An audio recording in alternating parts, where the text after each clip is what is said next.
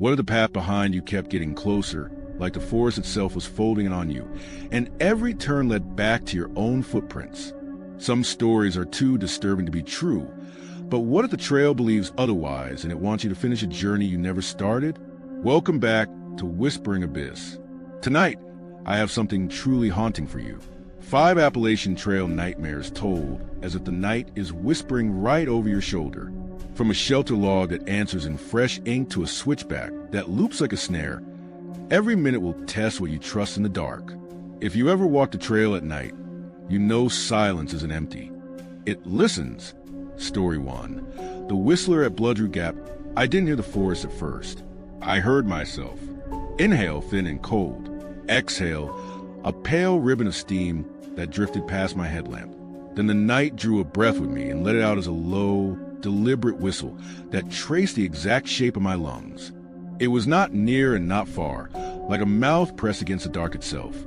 I froze with one mitten on the tent's zipper, deciding whether the sound had been a trick of wind. The second I inhaled again, something in the trees inhaled too, and the whistle slid over my breath like a glove pulled onto a hand that had been waiting there all along. Bloodroot Gap didn't look like much on the map. A fold of trail and a lonesome stretch between 2 shelters with names I kept mixing up in my head. A gap the locals said pool cold even in August. I hadn't believed most trail folklore, and I told myself I didn't believe this either. I'd come back to finish what I failed before. The through hike I bailed on 2 years ago had chewed my pride to tendon. This time I had time, money, and the kind of stubborn I mistook for courage. Pride keeps a lot of hikers on their feet. It also gets a lot of ankles broken. I made camp early because the sky had a tin taste like it wanted to hail. Pines leaned over the fire ring like they were listening. The ashes looked cold, gray crust, but when I nudged the ring with my boot, I felt a baked heat bite through the leather. Warm, recently used. Nobody spoke up from the trees to claim it. I told myself a day hiker had stopped for lunch and failed to drown the coals. My watch ticked, soft and patient, like a beetle inside my sleeve. I breathed into cupped hands, and the air held a wet pine smell that only comes when bark sweats after a storm. It had not stormed. It smelled like things already drying from a rain I hadn't felt. I found the first marker right before dusk, a wooden sign snapped down the middle and nailed back at a crooked angle. One half pointed east with the right name. The other half pointed almost north with the same name, like the trail had 2 throats arguing with each other. I turned the beam of my headlamp, and the paint caught in an old white blaze, flaking like shed skin. I listened for another campsite, a cough, a laugh, a slip of cookware. Nothing. I could hear my heart in my hat. I could hear my breath in the pines. Only the pines whistled when I did, soft as a voice practicing how to be mine. I set the tent with stiff fingers, staking corners that sank without complaint. I kept my phone on airplane mode to save battery. A single blue bar teased up and vanished when I shifted my hand. No service. The watch I wore was an old habit. The backlight flicked up a pale coin of 1203, then 1204, ticking like falling pins in another room. It relaxed me, the way old sounds do. When the wind picked through branches, I told myself I'd hear the storm before it got here. I stopped talking to myself when I realized I was timing my sentences to my breathing, and that the whistle was timing itself too, and that meant it was listening. The night went hollow around the fire ring. I built a small blaze any way to boil water and to pretend I had company. The warmth woke something that should have stayed asleep. Wet pine thickened into pitch and the smoke drifted low, refusing to climb. I heard a few chirps, nothing that stuck. When I hummed, just to prove to my breath that I owned it, the echo came back wrong, a fraction of a beat late, like a person in the dark who hadn't learned the song but would die trying. The wrongness decided where I looked, where my feet stayed planted, how I kept the light higher than my eyes, so anything with eyes would shine back. When the whistle came again, it caught at the edges of my tune and played it better than I could. The first time I stepped away from camp, I did it because the whistle seemed shy. The second I moved, it retreated. When I turned my head, it darted behind my shoulder. When I muttered stop it through clenched teeth, the whistle held its breath with me, then squealed a tiny, almost playful note like we'd shared a joke. I hate that I felt relief. That relief brought me 30 steps deeper into the trees, my light slurring over bark slick enough to take a face. I counted steps to calm down. The number kept repeating. 30, 30, 30, which made no sense because I was moving, but my body felt like it was being counted by something that didn't have numbers, only lengths. I came out of the pines into a small opening and set my light down. There was a fire ring. My fire, my tent, my boot track lay like a lazy signature across damp needles. I had walked a short loop without crossing my own line, which isn't how loops work. I stood very still and watched my steam pour out. Watched the steam of another breath pour out a second later from a darker pocket of air just beyond the tent. I could not see a person. I could hear breath. Every time I inhaled, it whistled. Every time I paused, it paused, except I could hear it holding a little longer than me, as if savoring the length of my lungs. I told myself it was a person messing with me. Hunters cut through this ridge. Hikers got bored and made noises. Pranksters were a thing. The boot prints under my headlamp helped the theory. Fresh, deep, same boot brand as mine. Same size as mine. Same way the heel scuffed the spiral because I've been favoring my left ankle since the stone stepped 10 miles back. The prints walked past my tent, into the trees, and came back out. When I stopped, they went on another 6 inches and stopped too, toe tipped, like the owner of the prints hadn't heard me stop in time. A person could do that. A person could copy my stride if they had enough time to watch. For a while, I made a noise every few seconds just to hear what it would do with the answer. I clicked my tongue. I hissed. I sang a run of notes I used when I was a kid to test how empty a hallway was. The woods gave everything back, delayed by that same human fraction that made the hair between my shoulder blades stand up and try to crawl back where it belonged. When I swallowed, something else swallowed, and the whistle leaked through its teeth as if it were learning how to become a better mouth. You can learn a voice if you hear it long enough. You can learn a person if you wear their breath around your ribs. I shut off my headlamp once, because dark feels honest in a way light doesn't. I stood there with my boots dug in, eyes wide open to a black that didn't return the favor. The whistle waited. I held my breath. It held too. My watch ticked. The seconds fat now, a meat hook sound that didn't fit the delicate machine. When I turned the lamp back on, the beams lit a new arrangement of blazes on the trees. I knew this patch. I hadn't moved 10 steps. The markers had. Or maybe I had, and the trail was pretending to be behind me. I felt something in my chest that wasn't my heart try to put its hands on my hands. I did the foolish thing that pride makes you do. I packed fast. Everything thumped into the pack. Straps bit. Stove still warm sliding against metal. I told myself I was leaving because wind was shifting weather at the ridge, and I didn't want to wake to hail fat as teeth in my vestibule. That was not why. I was leaving because I couldn't stand hearing myself breathe back to me. The second I started down the trail, the whistle followed, perfectly content to be my shadow, never passing me, never falling behind. With each hour, the watch tick grew a hair louder, sinking like a metronome that had waited years for this job. At 2:17, I reached a switchback. I remembered 2 crooked rocks and a dead snag. The sign should have pointed left. It pointed right. I turned right and walked into my own footprints. The snow dust I hadn't noticed before made the discovery clean. My boot prints were new because the edges were sharp, but also old because the snow clung to them as if they'd been waiting to be seen. The wind had done nothing to them. I stared at the loop I just made and thought about the broken sign at camp. 2 directions, 1 name. 2 paths, 1 end. I put my boot in my boot and it sank clean, and the pressure in my ears told me that the forest had leaned closer to listen to where I'd go next. I didn't call out for help. I should have. I didn't, because the whistle would have borrowed the name I shouted and placed it back in my mouth later. I tried my phone anyway. The bar spiked and died, taunting. The compass app stuttered and showed me 6 norths, then none. The watch ticked with a new tightness that made me think of a drip from a high place. My headlamp dimmed, brightened, dimmed again, the battery icon chirping its polite obituary. Every solution narrowed to one stupid choice. Stay in the loop and hope dawn would straighten the trail, or leave the loop by leaving the trail. Pride suggested the second option. Fear agreed, which is how you know a bad choice feels smart. I stepped off. It felt like going through a curtain that wasn't there. The pine needles yielded with a soft crunch, like crackers underfoot. The whistle shifted left because I shifted left. When I stopped, it stopped too, almost on my shoulder, a mockery of trust. I pivoted back toward the trail, not to return but to test the sound.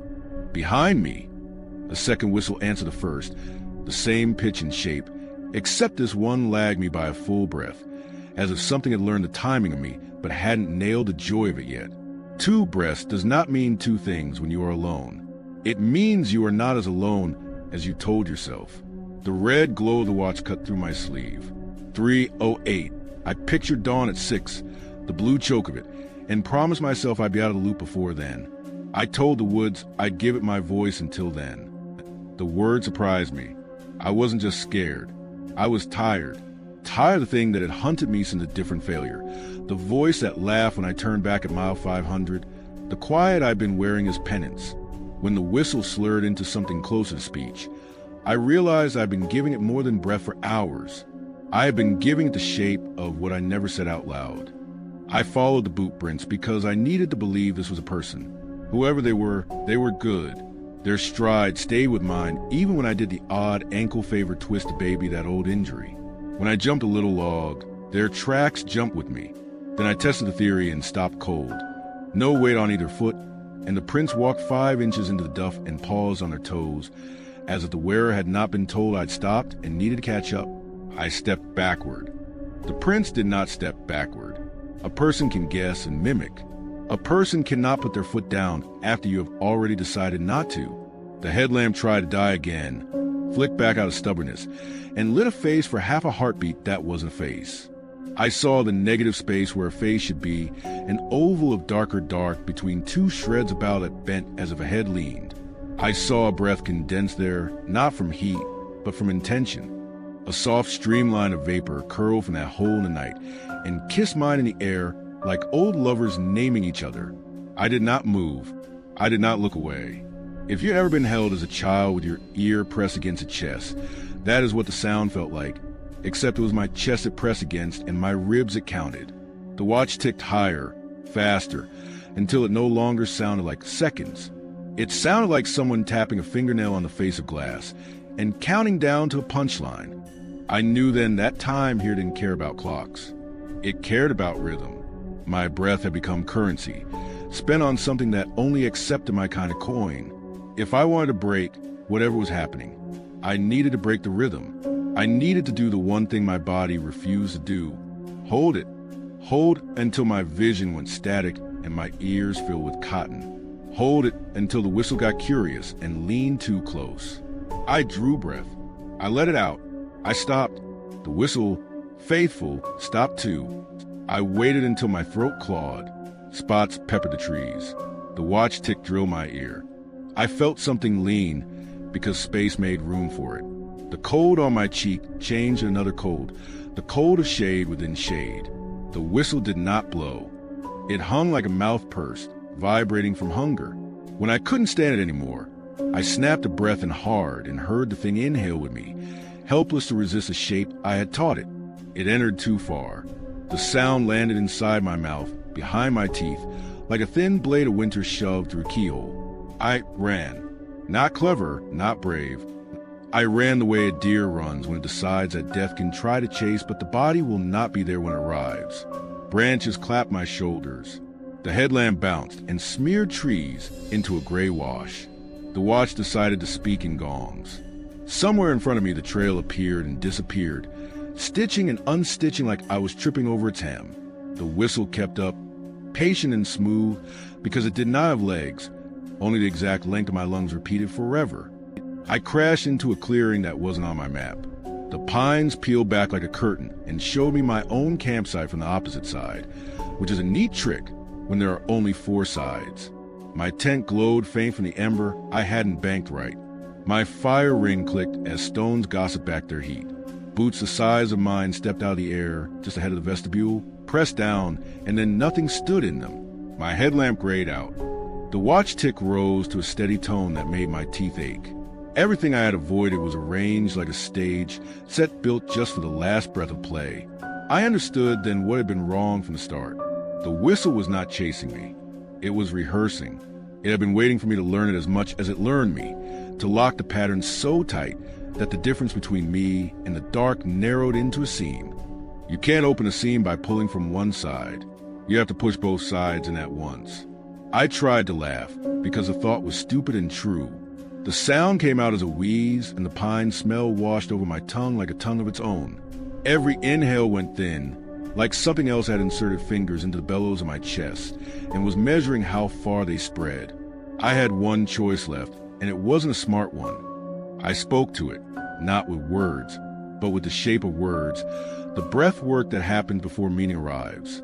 I filled my lungs, turned my face to where the negative space had been, and poured out a whistle of my own, ugly and raw and wrong. I did not let the note form. I tore it in half. I climbed the pitch like a ladder with broken rungs and fell off the top. I listened to my own bad noise and felt the other noise, the perfect mirror, hesitate as if it had lost track of which part belonged to which of us. In that hesitation, I took a step into the boots that were not occupied, and the ground closed like a book around my ankles. The shape stepped forward. Not a man, not a woman. A silhouette built from what was missing. The stars behind it went blind in a tall oval. The breath in it shivered. I saw my shadow on the tent wall, and it didn't match me. It lagged a beat, then caught up, then got ahead, which is not what shadows do unless they belong to a different day. I think I said please. I might have said I'm sorry. The watch cut to silence. 6 o'clock frozen, as if dawn had decided to arrive and then change its mind. The thing leaned, which is when I realized it had shoulders only because mine felt their weight. The whistle came from inside my mouth. There are two kinds of fear, the kind that wants to run and the kind that wants to kneel. I did neither. I blew the ugliest note I could. I emptied my lungs until they snapped like a sail in a storm. The shape surged to fill the vacuum I made and overreached. It came too far into me. My body recognized it as a breath to be used. I moved faster than good sense and slapped the tent fly with the back of my hand, snapping the fabric, so the shape had to choose between sound and air. It chose wrong. For a fractional beat, it followed the slap instead of the exhale. My lungs bucked free like a horse that suddenly realized the gate was open. I ran again, but this time I did not breathe on the beat. I gasped at odd times. I choked laughter into coughs. I counted down prime numbers and let the numbers fall apart. I hummed and swallowed it, yanked in air through my teeth, then held too long. The whistle dogged me, faithful but now forced into errors, lagging where I zigged, catching up where I stopped. The blazes on the trees looked wrong again, then right, then wrong. I didn't care. I aimed for where the air thinned and the scent of wet pine turned brittle and high, which is how I imagine dawn smells when it's decided to try again. The trail opened under my boots like something forgiving. A paler darkness pulled ahead. The watch, dead silent, twitched back into a tick, faint and unsure, as if it needed permission to restart. The whistle dropped behind me, then slid to my side, then vanished like a mouth covered by a hand. I did not look back. If you have run with a pack and you're honest, you know that looking back is another way of stopping. I ran until the trees turned thin and the ridge broke and the sky showed a bruise of color that could only be morning. I found rangers afternoon, or they found me, because I stumbled into a parking pullout with a face like a bruise and a story I told badly. They knew my name. They had it from the register I'd signed, the one in the metal box at the last shelter. I recognized their faces from that other time I'd failed. Their mouths were careful with me. They walked me back for my gear. We went in pairs. They called out. Nobody answered in any voice worth a name. My camp stood where I'd left it. Mostly, the fire ring was warm. The tent had been opened and closed. The watch lay on the sleeping pad, ticking with clean little clicks, the hands glued at 6 o'clock. They asked if I'd seen anyone. I tried to tell them I had seen less than a person and more than a weather. They wrote down words anyway. The boot prints were everywhere, and also mine. The sign with the broken arrows had been fixed, neatly lined. 2 names pointing 2 ways that made sense again. I wanted them to smell what I had smelled. I wanted them to hear their own breath come back in a different key. I wanted witnesses. All I got was a small, kind frown and the offer of a ride to town, where food is warm and air pretends not to listen. I took the ride. I slept a little. I kept waking up when my chest forgot how to rise on its own.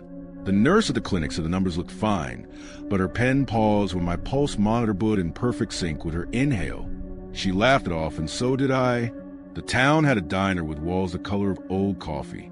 The waitress said trail folks came back shaking all the time. She said the woods sometimes sing. She said a lot of things people say when they don't have the right verb. I nodded and didn't ask her to whistle. I hiked again after that, because I am who I am. Not that day, not the next, but in a week with different weather and a red-faced sun. I told myself the loop could be avoided with company. I told myself the thing I met was a hole filled in by sleep. If you think I am making excuses, you are right. The trail forgives and it doesn't. Bloodroot Gap sat where it always sits, pretending to be a crease in a blanket. I walked to the sign and ran my fingers over its straightened edges. No splinters, no nails bent. I stood a while and breathed as shallow as I could, like a person sneaking past a sleeping animal. On the way out, a kid with a brand new pack and a grin like trouble passed me going in. He whistled a little tune without thinking. It was off-key the way happy people are off-key. It stopped me because something answered him from the trees. The answer was close, too close to be his echo, and a hair too perfect, as if his mouth were a draft and the forest had the final copy. He grinned and raised a hand and said, "Beautiful day." I raised mine and said it was. He walked on. The scent of wet pine rose even though the dirt was bone dry. I still hear it at night when the room is quiet, and I forget to control my breathing. It doesn't always whistle anymore. Sometimes it just inhales right after I do, a gentle intake, a test of whether I remember the lesson it taught me. I keep my breath messy. I add little hitches, little hums, little coughs. It throws it off. Most nights, the watch I left on the dresser ticks polite and thin. At 6 every morning, whether I am asleep or not, the second hand trembles and then pauses for a breath that is not mine. When it moves again, the room smells briefly of wet pine, and the air in the dark part of the doorway looks a shade darker than it should. Maybe the loop is a place. Maybe it is a rhythm you carry and unfold wherever you go. I haven't gone back to Bloodroot Gap to find out. I say I'll never step there again, and there is pride in the saying and fear. People vanish. People turn around. People laugh at tricks of the wind. On good days, I'm one of those people. On bad nights, I count seconds with my hand over my mouth and wait for the moment the counting counts me back. If you go there, take someone who breathes wrong. Take someone who snores. Take someone who will sing off-key and make the air distrust itself. But if you go alone and the first thing you hear after your own breath is a soft note meeting you on its way out, do me a favor. Stop. Hold it. Feel the forest lean. Then decide whether the next breath belongs to you.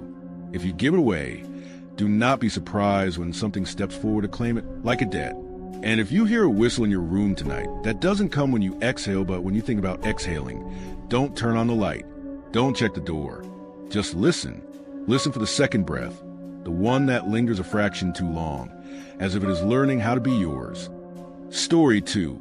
The shelter log that wrote back the first drop of ink landed on the open page with my name already written there, and I hadn't even uncapped the pen. It spread like a vein waking up, thin and purposeful, the way rain finds a path down glass. The time printed itself beside my name in a tidy hand I recognized and couldn't possibly have made yet. The lantern on the nail beam flickered once, as if agreeing. Outside, the storm pulled its breath, held it, then let go all at once, the roof clattering like tin under fists. I told myself I had found dry, and dry meant safe. The entry said otherwise, in a voice I didn't have. The shelter shouldn't exist.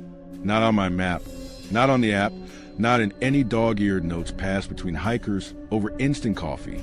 But there it was, squatting above a ditch and leaning into the wind like it had chosen the weather instead of suffering it. I had been counting switchbacks to the next official lean-to in the sky when the color of steel and the smell of rain grew teeth. I veered off a spur I didn't remember, following a barked arrow someone had scratched into a trunk. When the roof appeared, I had the thought you get when a stranger's porch light turns on as you pass. Relief, then suspicion. The second thought was a voice in my head whispering, "You're already here." Inside, the place felt older than it looked. The floorboards had a give that made my knees doubt themselves. A crate of dead lanterns sat by the wall. Only one obeyed the flint after a minute of apology, a tremble of light that moved like it was shy. The logbook lay on the shelf like something the storm had washed up. I touched the leather cover, and my fingertips came away smelling like mildew and metal. I like the ritual of trail logs. They're a chorus of strangers who make you feel less silly for talking to yourself. That was the plan. Read a few names, warm up, sleep. But the cover peeled back as if it wanted to be read, and the lamp shivered like it knew the first line.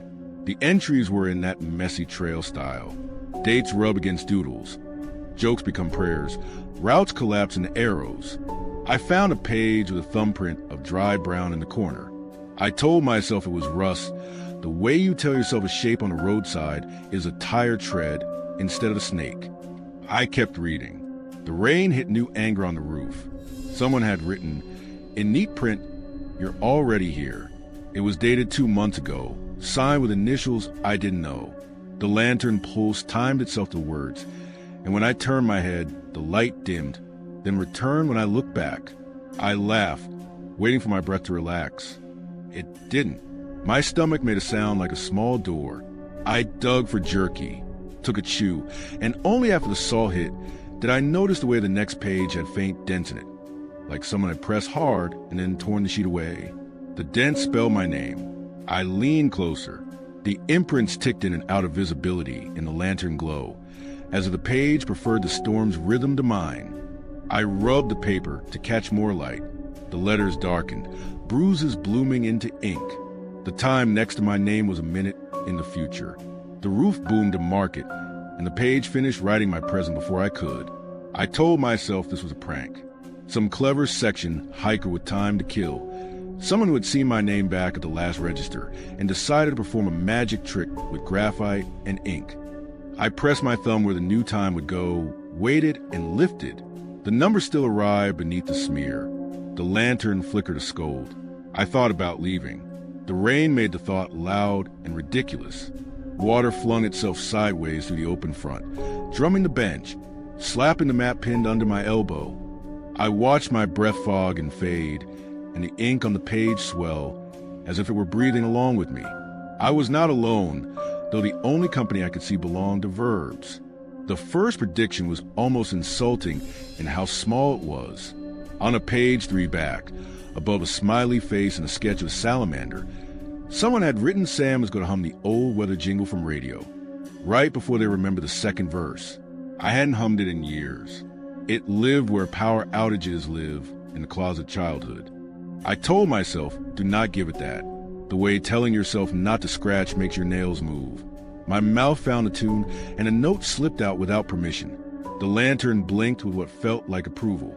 The ink on the current page crawled a hair, as if keeping time.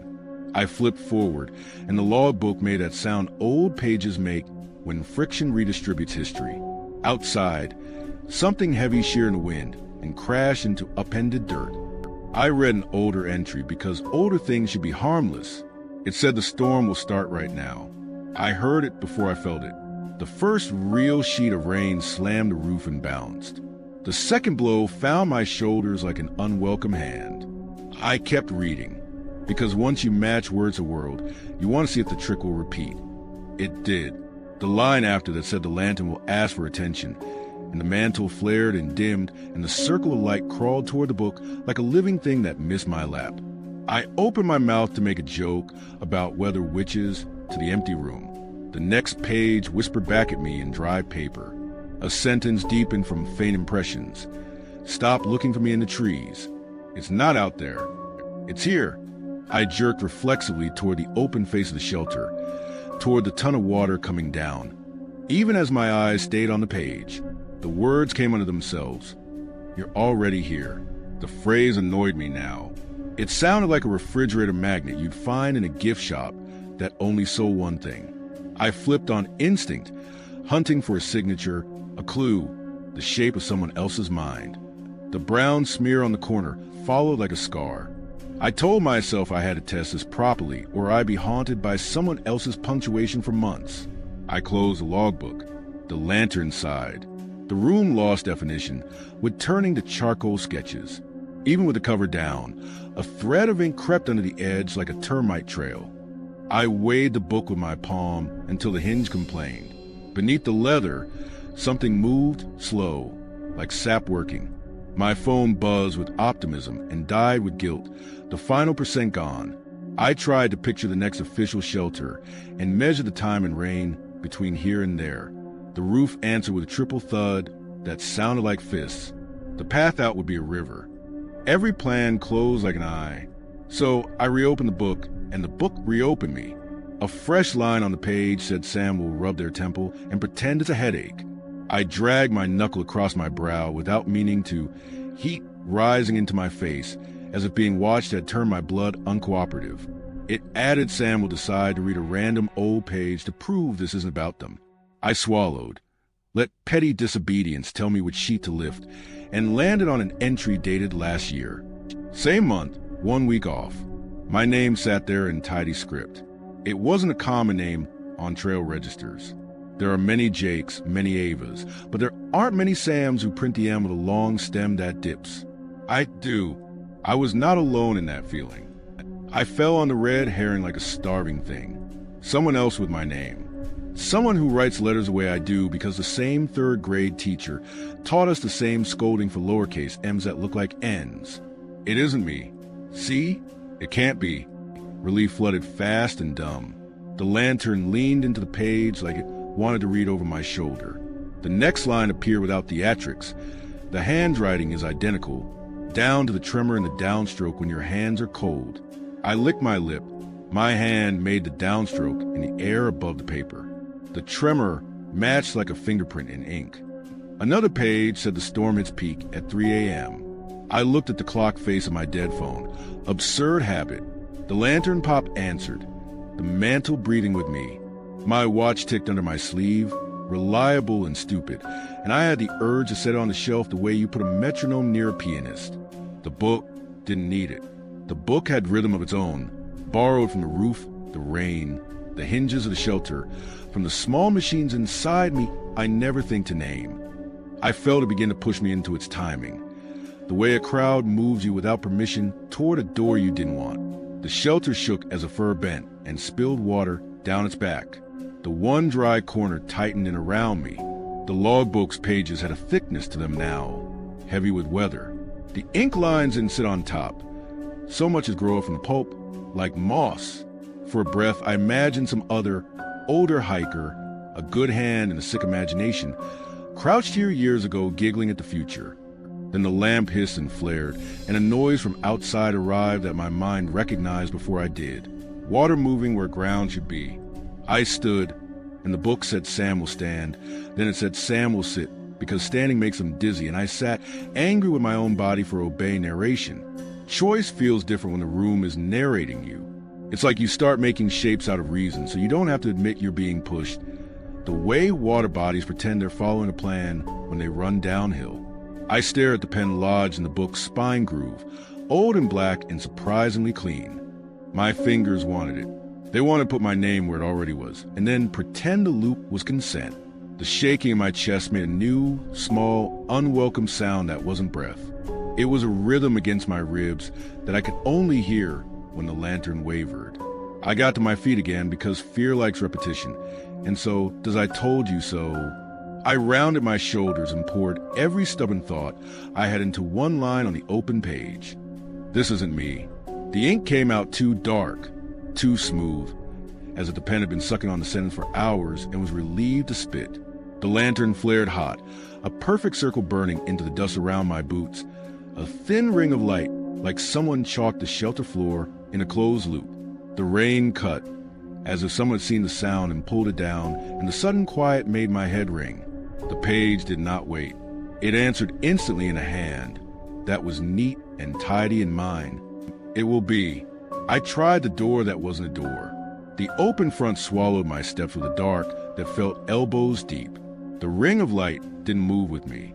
It stayed where the book wanted it. Beyond it, the storm stuttered back to life, then choked. The feeling in my ear that you get on planes when pressure changes swelled until I swallowed against pain. The book's pages began to turn by themselves, a slow wind inside a windless room. They rode up toward the end, pushed by some small force with the insistence of a child pulling at a sleeve. The final page lay bare, blank, but not empty. My name sat at the top left. Below it, a timestamp began to ghost in, each number like breath on a cold pane. 2:5. I slapped my hand over it. The temperature under my palm rose in a steady, mean line, not burning, only asking. Ink tickled into the grooves of my skin, 100 cold needles describing me back to myself. I lifted my hand and found a mirror of the page printed in my palm, reversed. If you have ever looked at some small injury and realized you will remember it forever, you know that feeling. The lantern made a little caught noise, and the ring of light on the boards tightened until it pressed my boots together. I slid the watch off and set it beside the book, half to pray and half to trick. 2:59 blinked on its tiny face like an accusation. The second hand trembled, decided it would move, and couldn't. The wind outside stopped all at once. No fade, no mercy. Imagine 1,000 taps of rain, going quiet mid-fall. Imagine your ears searching for the usual shapes and finding blank. The only sound left was paper moving the way lungs move, steady and greedy. The final page waited with the patience of hungry things. I bent closer, because that is what people do when they should back away. The blank space below my name felt like the top step of a staircase in the dark. I sensed depth in it that belonged to places, not paper. The pen glinted. I wanted to throw out the door and let whatever wanted my hand chase it into the weather. I reached to grab it. The book turned the page into my fingers like a lover with a different face. A thought arrived, ordinary and terrible. If the book could write what I had done, it had been watching longer than tonight. The neat, silly jokes on the earlier pages, the little sketches of cairns and clouds, the messy confessions about ankles and breakups and trail names, they were all the same hand, all my hand, all of them written in some hour I didn't remember yet. In memory, you can edit. On paper, you can't. The entries were a life penned in a circle, and the circle was a room, and the room was here. The phrase "you're already here" pinned me like a thumbtack. Not philosophy now, just geography. I understood why the brown stain had stayed brown. The book had been writing with whatever it had of us. I made another bad choice, because choices are how you prove to yourself you're still the one inside your bones. I took the pen and dove into white space with haste, as if speed could outpace design. I wrote the line I would have wanted to find if I were the next hiker on the next wet night. I wrote, "Go now. Do not stay. This place remembers you for you." The ink hit the page with a soft, warm sound, like skin meeting skin after cold. The lantern went out. The dark was so clean it felt like a promise kept. In that dark, the pen didn't write so much as push through membrane. I felt the nib meet the other side, as if the page had opened a throat. Behind me, the shelter scraped. Not the roof, the structure itself, as if it had shifted a few inches to make room for a different weather. The stop-start rhythm of raindrops resumed, then stopped again, like rehearsal. My watch ticked exactly once. I couldn't see it. I could feel it, a heartbeat somewhere other than my chest. I took my hand off the page. Ink had crept higher up my wrist, following veins like a climbing plant. When I shook my arm, it didn't drip. It settled, satisfied, and then the growing stopped, as if the page had decided it knew enough about my map. The silence reached that high stiffness that makes your teeth hurt. I heard pages turning that weren't these pages, a sound like rooms sorting themselves in a house you've never lived in. I had a dumb thought then, a child bargain. If I can just make it out to the edge of the platform, the storm can have me, just not the book. I lifted my foot. The ring of light flared alive without fuel and tightened a final time, a leash that wasn't a leash, a circle that remembered circles. I smiled because terror looked ridiculous, and it's the only face you get. Then I bent without grace, set the pen down, and whispered to the room, "I won't write for you." The book answered in a new hand, one I didn't like. "You already did." The page below my name began to fill from the bottom up. Letters arriving like rain traced and reversed back into cloud. Still here. I felt the words more than I saw them. Felt them skim the surface under my skin. The final line stopped halfway, through a letter. The lantern's mantle relit itself with a small, domestic sound, and the ring of light withdrew like someone had remembered their manners. The storm came back, then slipped again, then mumbled into a steady run. My watch breathed, and time staggered into motion. I didn't waste it. I went for the door that wasn't a door and put my body to the weather, and the weather let me. The trail had changed while the storm practiced. Trees lay down in soupy bends. A stump I didn't remember claimed my shin. Water climbed the laces of my boots, but it was honest water, going where gravity pointed, and I loved it for that simplicity. Behind me, the shelter's dark slit stood open, patient as a mouth that has fed many times. I didn't look back. I had learned something about looking backs.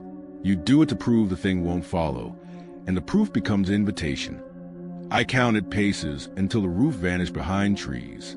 I stopped counting because the counting felt like copying someone else's math. I made it to the official lean-to around gray morning, a place with moldering log and a polite map and footprints stamped by people who had names and didn't keep them in books. I slept like a pile of clothes on a bench.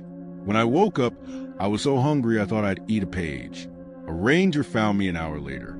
He spoke the slow way people speak to weathered things. He had batteries.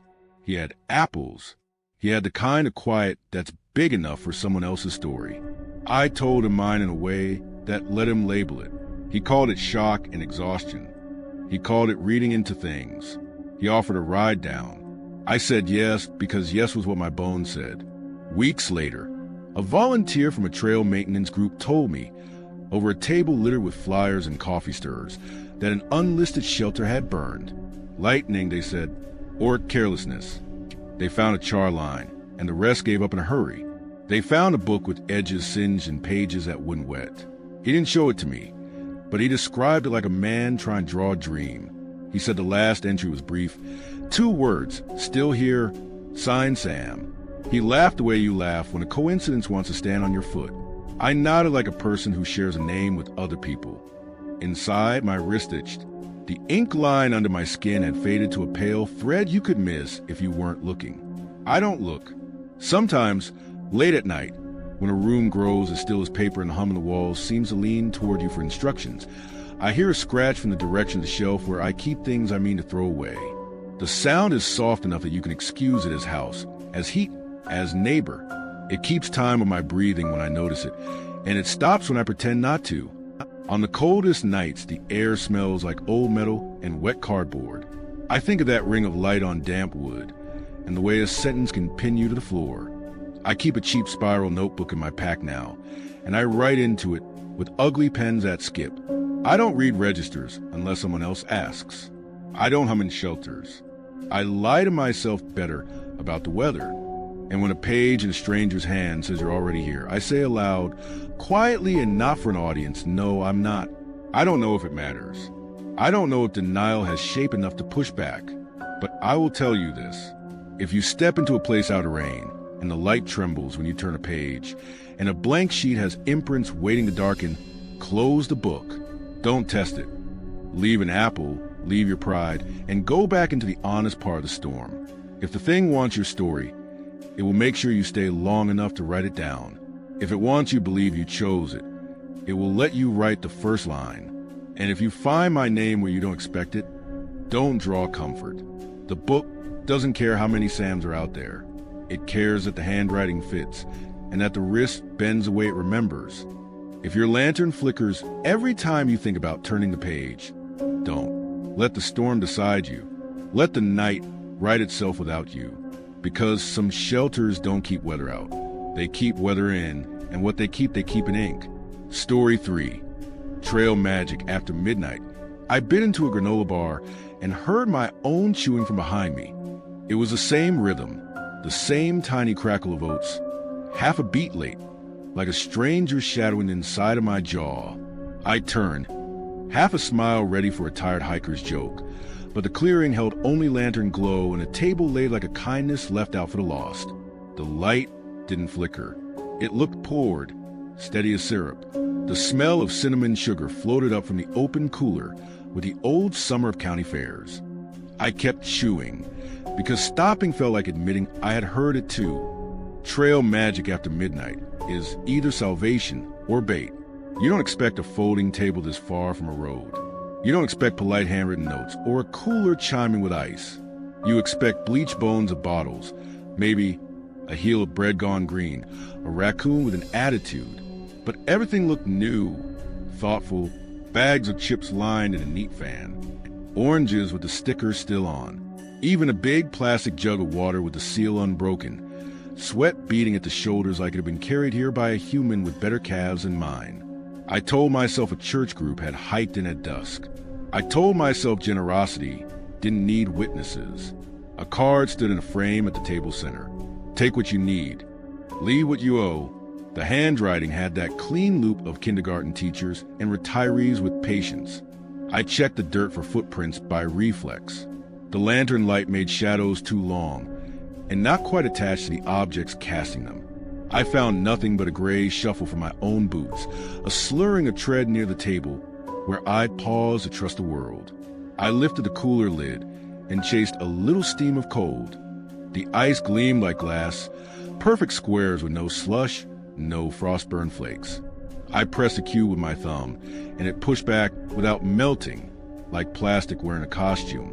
My skin puckered anyway, tricked by temperature. I set my watch against the cooler handle and told myself I'd leave by 2. The face said 1:43, a friendly lie that promised plenty of time. The climb ahead was a stare out of the earth. I planned to eat quick and rest longer than I should. When you night hike, you learn to bargain with the dark. I bargained with cinnamon. The first snack was gone before I had time to be grateful. I peeled an orange because I needed to wet its spine. The peel came away too easy, spiraling like a lesson remembered. Juice ran cool down my wrist, and the lantern caught the drip and didn't shimmer. Light's supposed to move when it meets water. This light didn't, and noticing that made my tongue feel clumsy in my mouth. The crunch of gravel came from behind me again. I turned too fast and almost laughed out of relief when I saw the empty trail mouth where I'd come in. It looked like a throat that wanted to tell a secret. My pack leaned against one table leg like a tired dog. The card in the frame looked untouched, the polite order of it too calm. I hadn't noticed a second note until then. A narrow slip of paper tucked under the frame's corner. We're glad you stayed. My skin prickled at the timing. I hadn't decided to stay. Not yet. I folded the slip under the card again as if tucking in a child, and a breath later, the cooler lid side opened on its own. Inside, the orange I'd just eaten sat whole again on the top layer of ice. Same sticker, same pour marks on the peel. I reached in, watched my breath fog that shouldn't have fogged in the warm forest, and touched the fruit. It felt room temperature, damp in a way that belonged to cold, not to oranges. I pushed the lid down, counted to 5 like I was scolding myself, and lifted it again. The orange waited, patient as a trick. Behind me, my chewing continued. Except now it had teeth not quite mine, as if someone had learned the sound and was testing whether they matched. Good one, I said to the trees, because speaking like a camp counselor keeps panic tidy. The lantern hummed without flame. I studied the glass for a mantle I knew should be there. The light had a heart with no parts. The tabletop was dry and smelled clean, with that faint cinnamon sugar sweetness that belongs to donuts and friendly kitchens.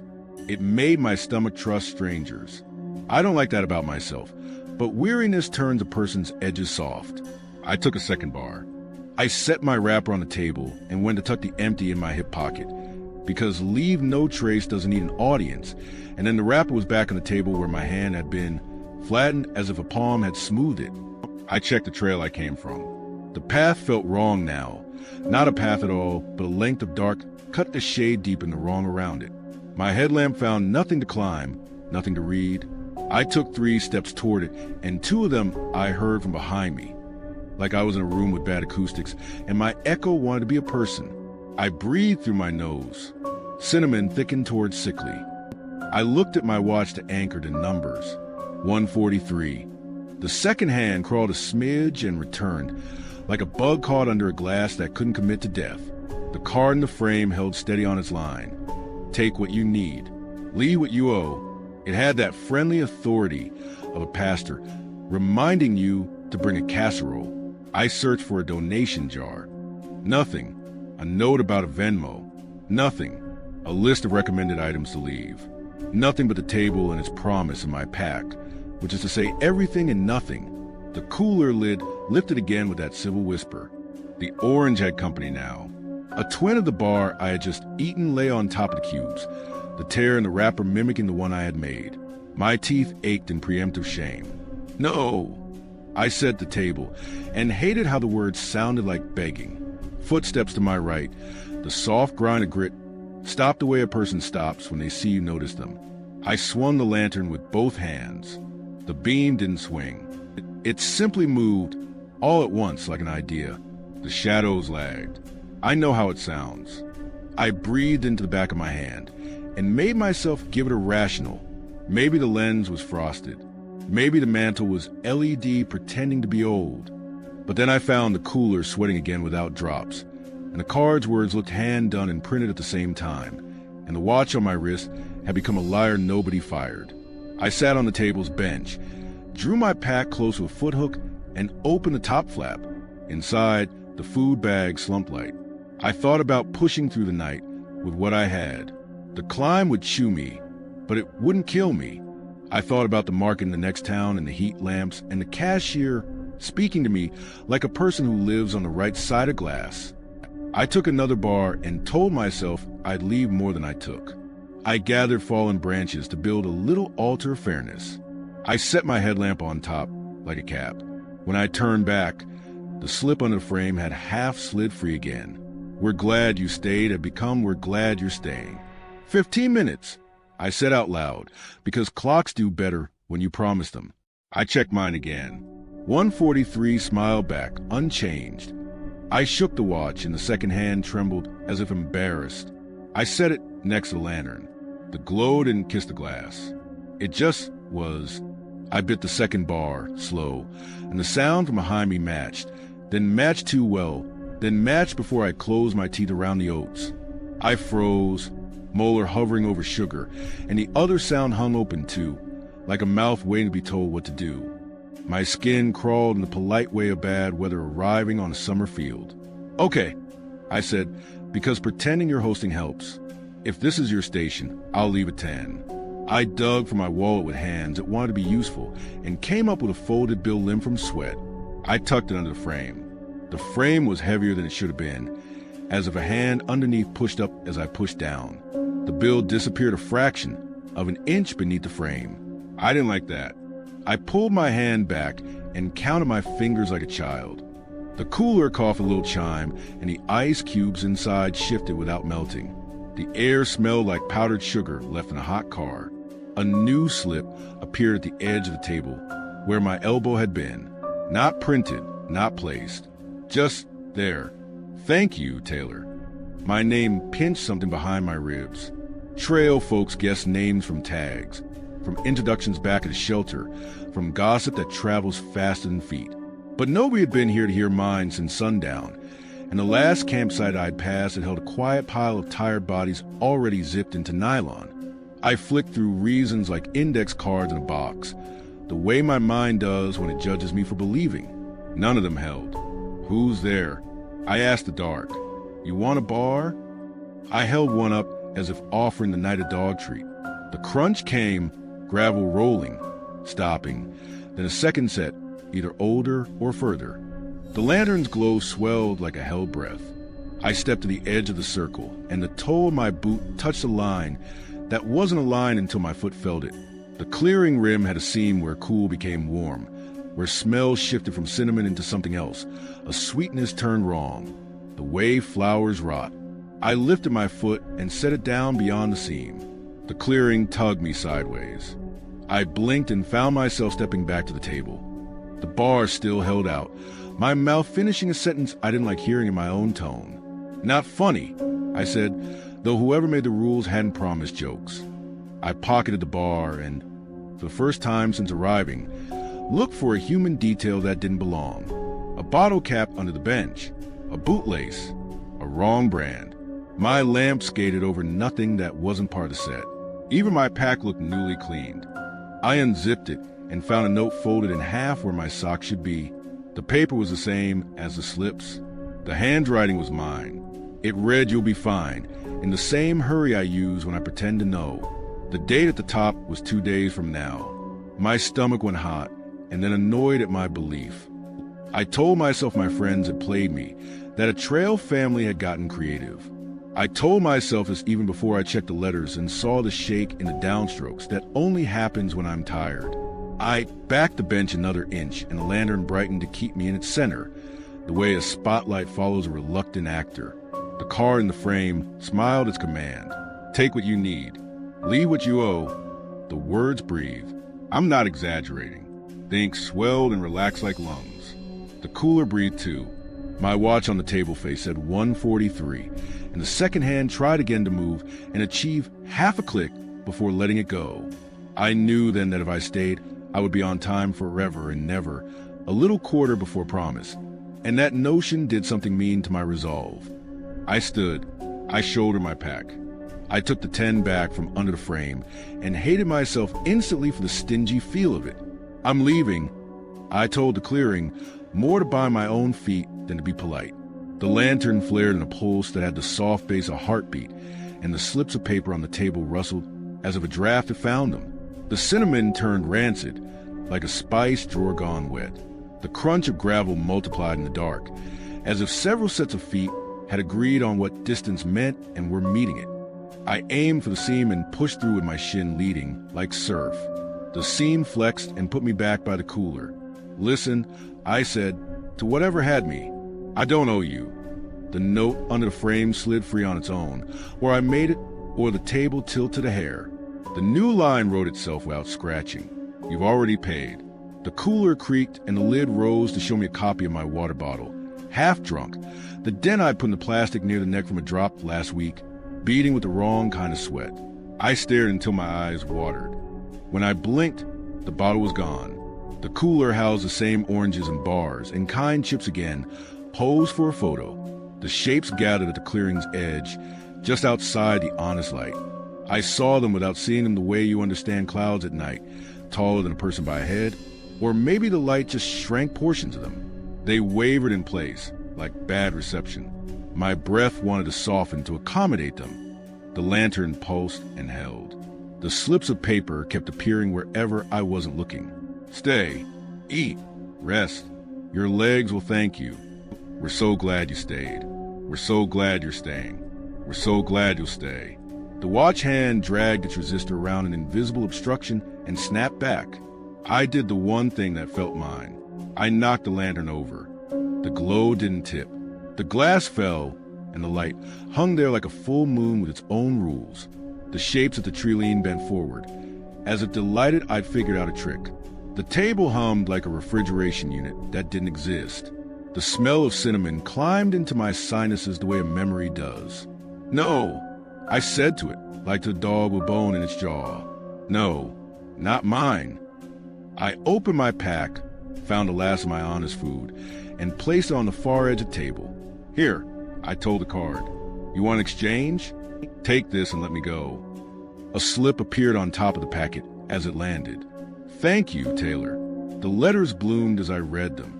The packet split, the food inside dividing neat like a magician's deck. Half slid to my side of the table, half to the glowing side.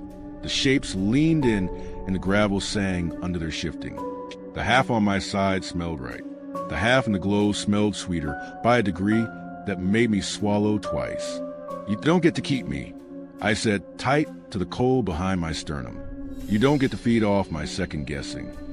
The crunch answered like applause. I saw a hand then, or the idea of a hand, speckled with light, not thrown by the lantern because the angles were wrong. It reached for the glowing half and stopped just shy, as if manners were the last rule. A dozen other almost hands waited around it, jittering, patient. The cooler lid snapped shut and the seam around the clearing loosened. The watch hand twitched forward and held at 1:44, and I could have cried with gratitude at a single, ordinary minute, the way you thank a poor bus for arriving. Let me go, I said, soft this time. I'll leave more. I'll tell people. I'll come back with the card and the frame changed without motion. It said, we don't need people. It said, take what you need. It said, leave what you owe. The three phrases flickered in a cycle too clean to be magic and too earnest to be electricity. I don't owe you me. My voice almost broke on me. The shape stilled. The crowd hushed before performance. The lantern pinched the glow smaller, then widened it, as if measuring whether I fit. I thought of my trail family from last section, the way we'd scribbled notes for each other on signs, the awful jokes and good coffee, the quiet that only existed because everyone agreed to care. I looked at the table and saw what it was trying to be and what it was. Hospitality can be a trap. Kindness can be a snare if it counts. The loop would keep refilling as long as it had takers and makers, and it had decided I belonged on the making side. I had a choice I could not unmake, accept the trade and sit here until I turned into another soft shadow, offering copies of what I liked to whoever wandered in, or run and risk that the seam stretched with me and never let go. I grabbed my pack and swung it hard into the card. Frame and slip skittered into the lantern space. The glow took them and made the wood chatter like approval. The shapes at the edge took a polite step back as if resetting a stage. I vaulted the line of seam of my best ankle forward, landed in the dark, and felt the seam try to push me back with a soft armpit pressure, the kind that makes people smile and comply. I kept moving. The ground under my boots tried to become gravel and cinnamon to suggest a return. I stamped on roots that weren't there and chose the uphill, because uphill hurts and hurt can be a compass when nothing else is true. The watch stuttered into 1:45. The sound behind me tightened, crunch becoming shuffle becoming stillness at intervals that matched my breath, then tried and failed. I didn't look back. Looking would have taught the clearing the shape of my fear and fed it more than food. My headlamp finally admitted it was honest light and threw apologies into leaves and trumped bark in the backs of my hands. I carved past the seam like a zipper, and the forest accepted me with a rush I felt in my knees. I ran with a pack, which is to say, I shuffled with urgency. The smell of cinnamon chased me 3 switchbacks and faded. By dawn, the ridge picked itself up and gave me a blue window to the next town. I made it down with legs that had opinions and stopped in a store that smelled like bleach and cinnamon rolls the way they do when a teenager overdoes the shakers. My throat closed a little at the scent. I bought eggs and a kindness from the lady at the register who had a him in her hum. I sat out front and peeled an orange and watched the steam off my coffee lift like a proper offering. A Ranger truck idled at the curb. The man inside was young and looked tired in that good way of people who do their job. He asked if I'd seen any unauthorized camps. I said no because I didn't know what the truth would do to his face. 2 days later, a post went up on the trail group board. Anyone else find a late-night magic halfway between mile markers 71 and 72? Thoughtful setup, weird vibe. Be safe. I typed 3 times and deleted 3 times. I ended up writing pack in, pack out, even with trail magic. Stuff left after dark attracts the wrong kind of hungry. It felt like a lie and a prayer. Both. Sometimes now, if I walk past a church picnic and the scent of cinnamon and hot oil crawls over the sidewalk, I feel something behind my teeth start chewing on a memory I didn't choose. If I camp near a road crossing, I hear the polite crunch of boots approaching just as I decide to sleep. When I snap on my headlamp, the night around me holds still like something well taught. On the worst nights, the time on my watch sits at 1:43 for a long minute, the second hand quivering as if waiting for me to agree. I leave a little extra in hiker boxes when I pass them. I do it without notes. I don't take photos. I keep my eyes out for folding tables where they shouldn't be and lanterns that don't flicker. If I find one, I'll turn around no matter how hungry I am, even if pride calls me soft. I won't test it again. If you're out late and you stumble into a clearing smelling of cinnamon and kindness, if the ice looks too square and the shadows refuse to move like shadows, don't bargain with the light. Don't thank the note. Don't promise time. Take what you need from your own bag. Leave what you owe in footprints pointed away. And if you hear your chewing behind you, keep walking. Let the clearing swallow the sound it wants without you in it. There's always a climb. There's always a ridge. There's always a town that will sell you honest food under honest fluorescent lights, where the only trap is small talk and the only loop is the one you choose. The lantern can keep its glow. I owe it nothing it can spend. Story 4. Switchback 72, the fourth time I passed the same crooked white pine with a wet glinting carving 72 on its bark. I told myself it was a different tree pretending to be familiar. The thunder that rolled down the ridge answered in space booms, like someone counting from far away. My headlamp washed the switchback below into a ribbon of pale dirt. The storm had not arrived, not yet, but the air moved like breath on the back of the neck.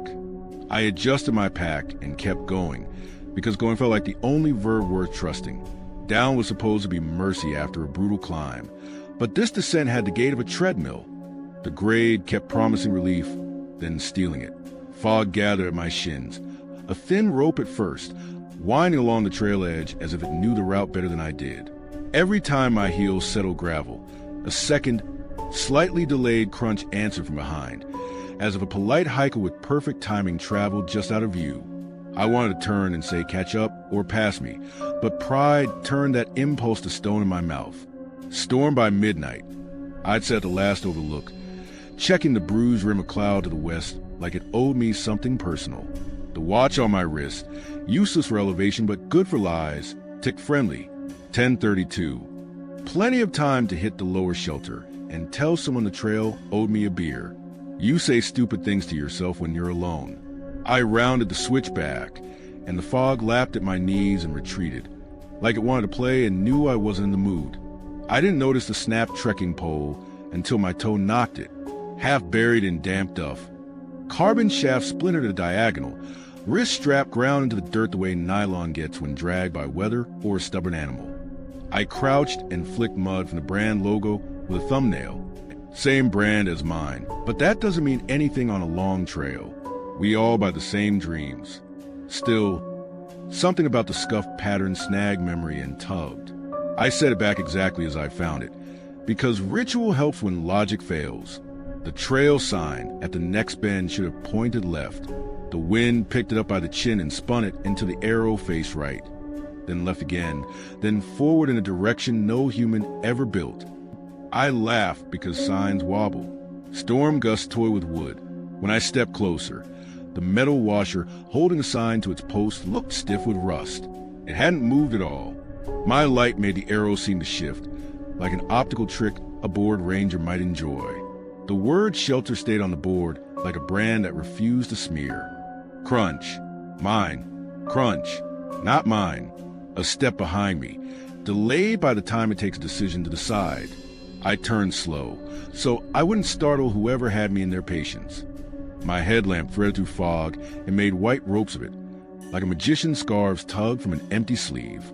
No eyes returned the beam, no reflective tabs on a pack strap, no wry face with a trail name like Cricket or Bear Claw to make me feel foolish for listening to weather. The sound of that last step hung like a hell breath and then dissolved. I smiled at the trees like you do when you've said something too loud in a quiet store. The white pine with 72 came back like a punchline to a joke I hadn't told. The carving looked fresh and old simultaneously. Sap would around the scored numbers, but the edges dark like weather had had time to make friends with the wound. A little turn of bark lifted one corner, and my ridiculous brain wanted to tuck it back in, to heel the number over with the heel of my palm. I kept my hands to myself and walked. Down. Always down. Always the same notch in the trunk, passing my shoulder, like a stranger who refuses to meet your eye.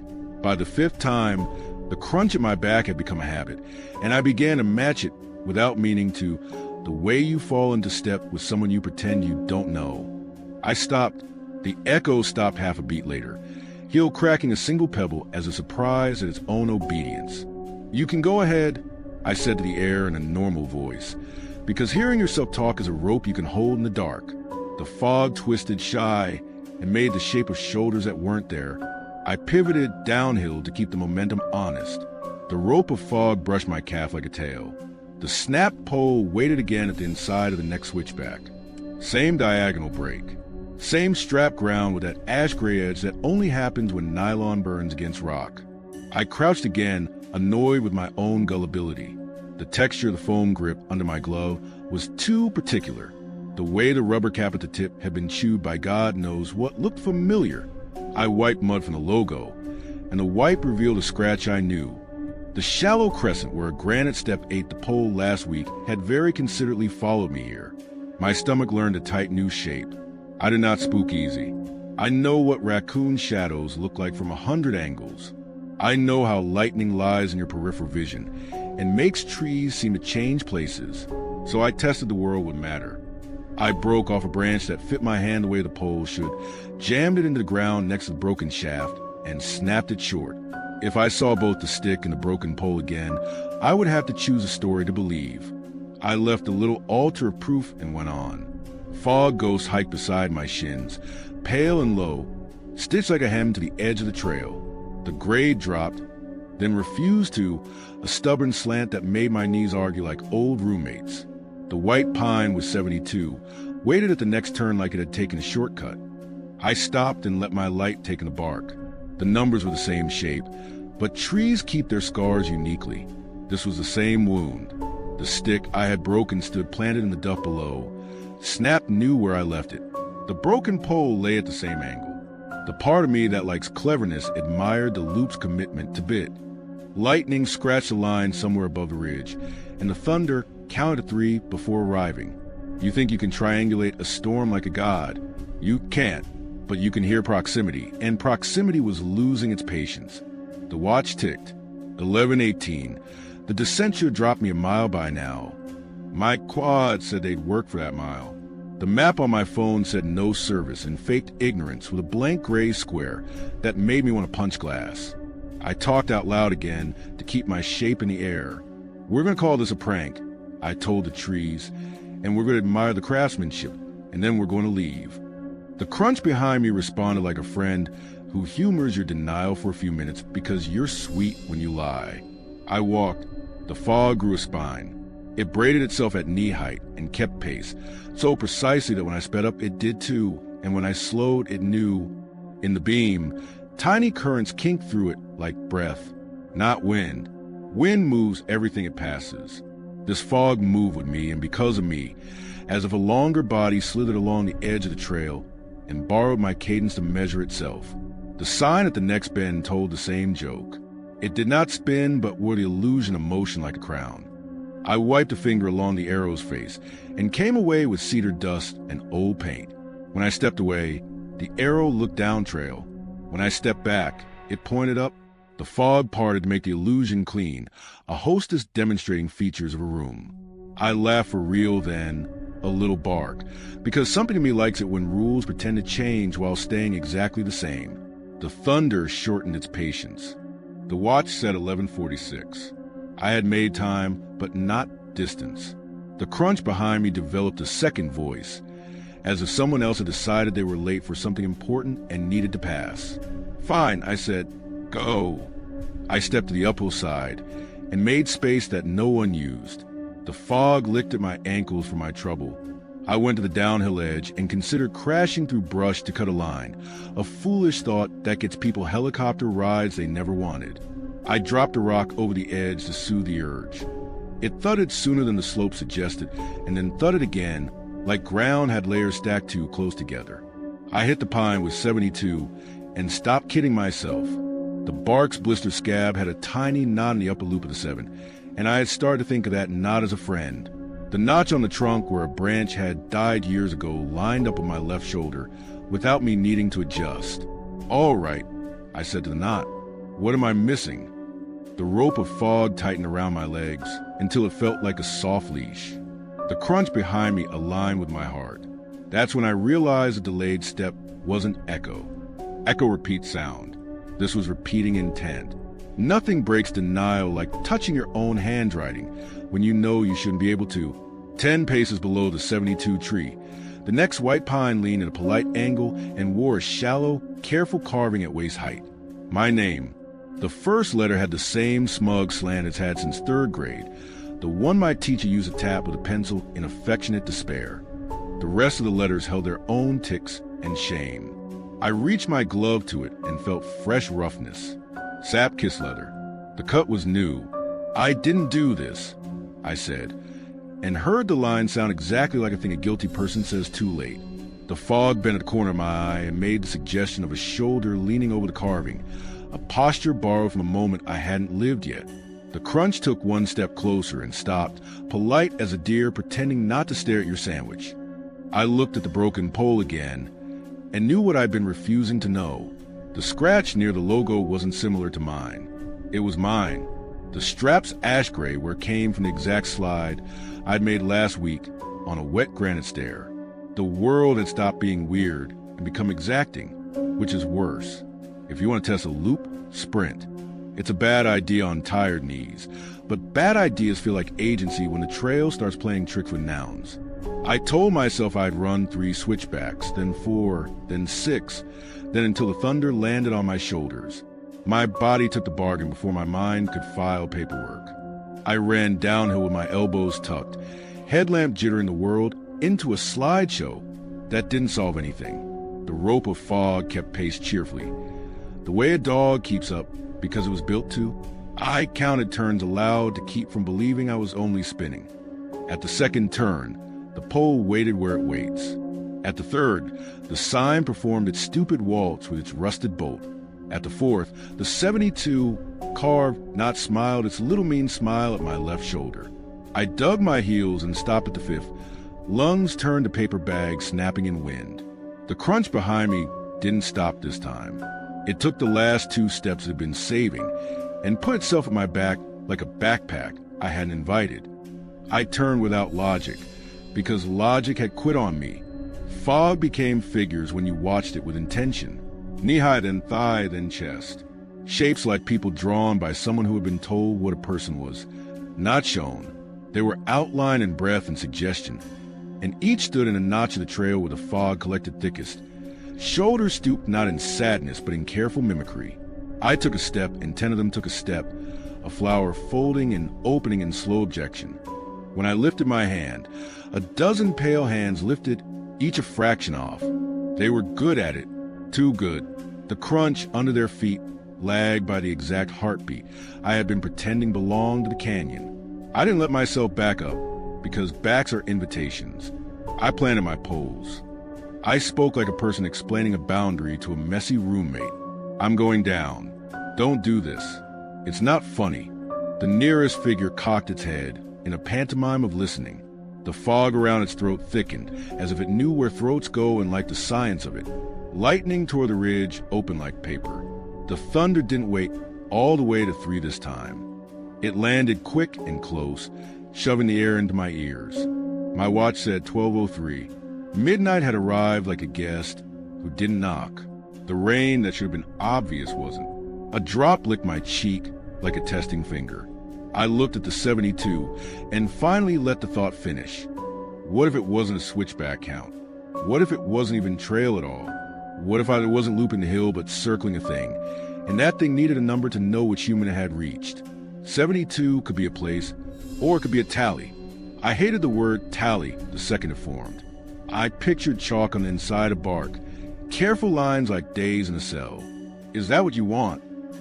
I said, and the phrase came out of me like breath in winter. The figures leaned, greedy but patient.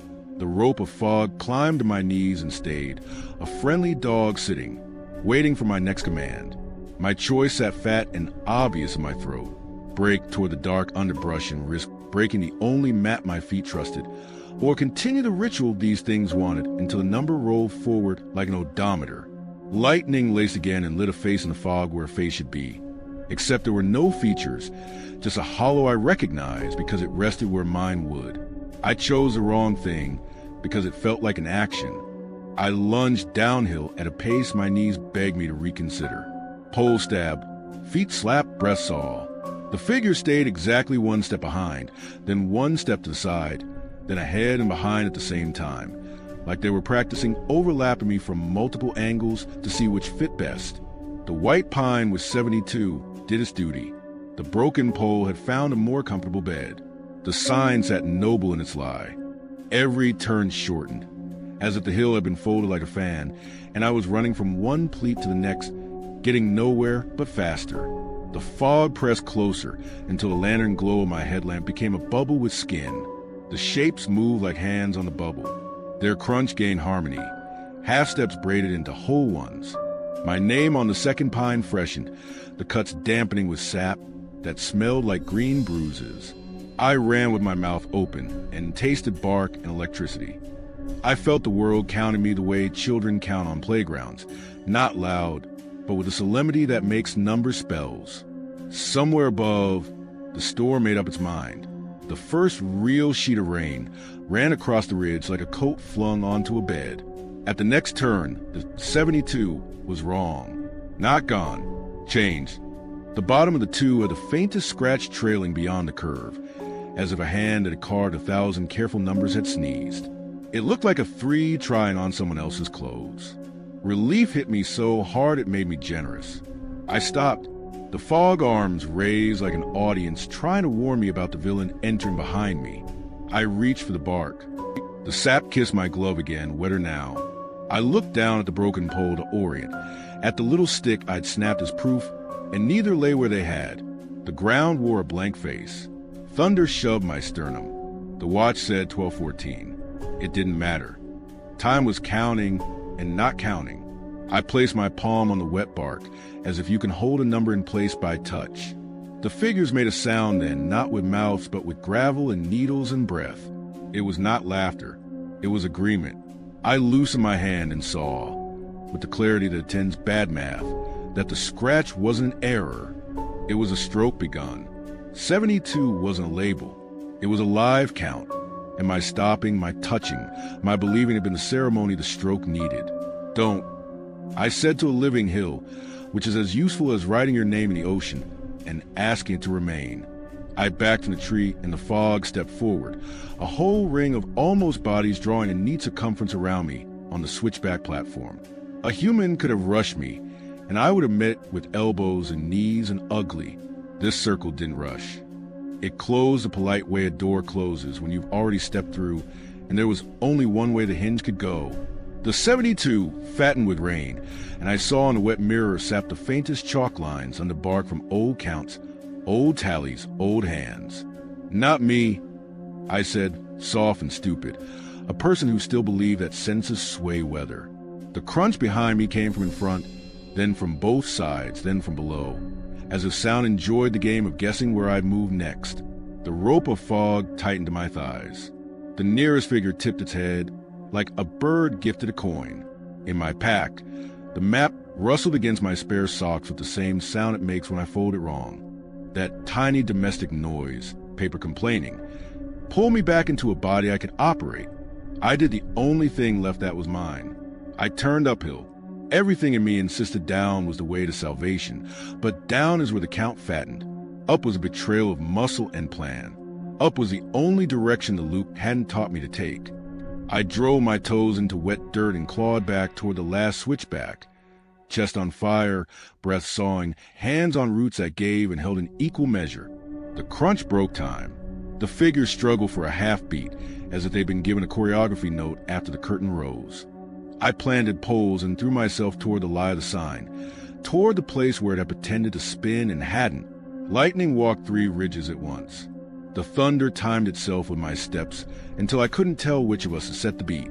The watch said 12:20, then 12:21, obedient and smug. The fog ring tore on a dead stump and spilled like a ribbon from a drop sleeve. The nearest figure reached, not to stop me, not to help, but to measure me one last time as I changed direction. I crashed through brush I would have sworn was impassable 20 minutes ago, tearing a new path up to where I thought the last turn sat. I hit the 72 tree from a new angle and saw, with real joy, that the tally hadn't finished its stroke. The scratch had lengthened, but the upper curl of the 3 had not yet formed. I didn't touch it. I didn't look long. I ran past like it was a bad friend in a grocery store. The crunch accomplished an ugly harmony behind me, like applause started by someone who claps on the wrong beat and gives everyone else permission to be wrong. The rope of fog trailed my heels, tired of its own game. The sign, faithful liar, lifted its face at me. Shelter, arrow firm. I didn't follow its command. I put my hand on the post and used it as a pivot to sling back the way I'd come 20 loops of pretending to go, and found, because mercy sometimes remembers itself, A faint side path shaved into the dirt by people who make the same bad choices when the hill plays tricks. It dropped away too steep, and then gave me a handful of honest roots. I took them. I let my knees say their piece and ignored them. Behind me, the crunch dropped in volume. Not far, just fainter, like a radio down a hall. The fog fell to ankle height and sulked. Lightning walked the ridge one last time and decided it had made its point. Rain came properly now, great silver rods that hammered needles and sewed bark wounds into glossy cursive. I ran until the earth leveled enough to look like a path rather than a game. I turned my light back to where I'd been without meaning to. The way you look at the door you just escaped and check for a hand on the knob. The figure stood in their ring 3 turns up, patient as night. The 72 shone, and a little stroke that would make it a 73 waited like a blade yet to meet a stone. I had the terrible, childish compulsion to shout I win, which is how you invite the count to remember you personally. I swallowed it. I moved. The crunch disappeared into rain. I reached the lower shelter at 1:11 by my watch, which is a mean little joke of a time to see when your knees remember math. 2 teenagers had a stove running, and a pot of something that smelled like wet salt and love. They looked at me like I was a bear standing on its hind legs to read the menu. I said a storm story that was mostly true. I used words like fog and loop, and you had to be there to hear how I heard it. They fed me broth anyway. I slept against my pack and dreamed of chalk. In the morning, a ranger came by because lightning had been rude on the ridge, and he asked if I'd seen any blowdown or fresh scar. I told him treefall, nothing dramatic. I did not say tallies that write themselves. He nodded like a man whose job is to receive the parts of the world we're willing to hand over. He mentioned casually, because casual is how knives arrive sometimes, that a hiker had gone missing on this descent last month. Strong, smart, overconfident. He added gently, as if reading a label sewn into my jacket. I asked a bad question. Number? He blinked. Age? 32. I nodded like math. I hiked the rest of that day with extra care on each downhill step. If my pole scraped stone, I said sorry to out loud, like an old person muttering at a beloved car. The count didn't feel done with me, not because I believe in curses, but because maps like to keep their errands neat. That night, in a hostel strung with bootlaces and hope, I dreamed the white pine turned its scar to face me across a room and asked me whether I thought numbers want to become other numbers. I woke with a taste of sap in my mouth, and my legs convinced they had run in place for hours. Weeks later, in town, a photo showed up in a trail group, cropped tight on a tree trunk wet with storm. Someone had captioned it creepy. Anyone else see this? The carving read 73. The bottom of the 3 had a flourish, proud and unnecessary. The comments were the usual choreography of luck and legend. I typed nothing. I scrolled with a tired thumb. The little rope of fog at my ankle the next dawn on a dirt road toward a new section felt like a polite dog again, one I could excuse as morning. I told myself it was mist from a creek, and that the count belonged to trees and rain and regret, not to me. If you go there, and you will, because you are a certain kind of person if you've listened this long, count your steps aloud with me for first 3 turns. Speak the numbers into the air, so they belong to you for a minute. When you see the white pine with its hard, fresh scab and a little uplifted bark at the edge like a fingernail, gnaw at it the way you gnaw at the old man who always sits on the porch. Do not touch it if your pole breaks. Leave it and do not recognize it when it appears again. If the fog braids itself at your knees, smile and call it pretty out loud, and then refuse to match its pace. And if you hear that delayed crunch half a beat behind you, only a polite step away. Don't offer the path. Don't invite it to pass. You are not the line it wants to cross. Keep moving, not because down is safe or up is holy, but because motion is the only thing these hills have never learned how to count. Story 5. The man in blaze orange the first time I saw him. He was standing exactly where the signpost should have been, shoulders square to the fog, blaze orange bright as a wound in the gray. He didn't turn when I called out. He didn't nod, didn't shift, didn't even do the human thing where your weight migrates from one heel to the other while you pretend to read a map. It was like the jacket had been hung on a peg that wasn't there. I told myself hunters get quiet in the woods, that stillness is courtesy, but stillness that perfect felt like a hell breath that did not belong to me. Morning had come in low and wet, the kind of fog that unbuttons a ridge and lays it out flat. I'd checked my map twice over coffee and set a private rule in the back of my head. Shelter by 6. No excusas. No argues. You set clocks like that when you hike alone. This section curls along the backbone with side trails that promise shortcuts the way lies promise comfort. I wasn't taking any. I was going to eat miles and drink water and be sensible, which is a word that looks good on a screen and feels dumb when the forest asks other questions. Hey, I said, stepping into the fog that gathered around his jacket like it had been folded there. You good? The orange bobbed once like a head acknowledging a sermon. No sound of fabric. No crunch from gravel. The mist touched my face with a wet hand, and my own boot noise seemed rude as I drew even with him. He stayed facing away, set precisely at the junction, orange shoulders where a white blaze ought to be. I checked the birch beside us for the trail marker out of habit. Bark clean, marker missing. The jacket was the only color in the world. Is this the way to Carter Knob Shelter? I asked, even though the map in my pocket insisted my feet already knew. I raised a hand in my best peaceable hiker gesture. Palm up, look how harmless. Then the wood said bang in a sound that was neither close nor far, the kind of flat gunshot that might have been a tree cracking under old snow. The man didn't flinch. The orange didn't ripple. The fog recoiled from the echo and settled back thicker. I glanced down for tracks to prove someone had brought that jacket here on legs. The duff held my story and no one else's. I passed him because that is what you do with statues. You decide they're not your business, and you keep your boots pointed at the promise you made yourself over coffee. The trail bent, the fog hugged, and 40 seconds later the ridge opened just enough to show me him again. Said at the next turn, the same distance ahead. Same height against the trees.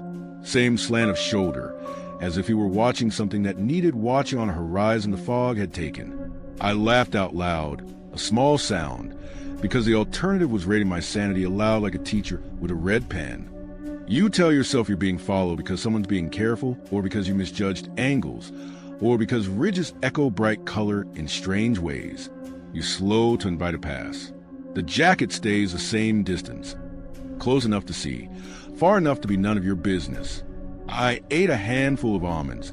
I didn't want to eat and told the clock inside my wrist to keep walking. Every time I picked up pace, he picked up nothing at all. He was where he was supposed to be next, the way a well-laid deed or sign is always exactly where you need it when you're already in the wrong lane. There's a smell to fog that's been worn by a human, a wool damp, a breathy soap. He didn't make any of those. The air around him held that clean, not quite smell of creek water and metal. Okay, I said low, letting the word walk me forward. You're weird, but you're probably just a guy who lost his manners in the mist. The ridge did the long inhale mountains do when a front presses its face against them. My watch ticked toward noon. When a second shot boom rolled through the trees, the hairs at the nape of my neck lifted like a field of grass. I started cataloging the cues the way you do when your brain wants to prove it's still the one driving. First seed, the way he never faced me. Second, how he took the place of every missing blaze like he had volunteered for the job.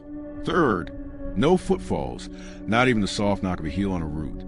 If you hike, you know how loud you are even when you try not to be. The forest exaggerates people. The forest refused to make a person out of him. The fog kissed my forearms with cold sweat, and I made myself believe it was just air finding skin.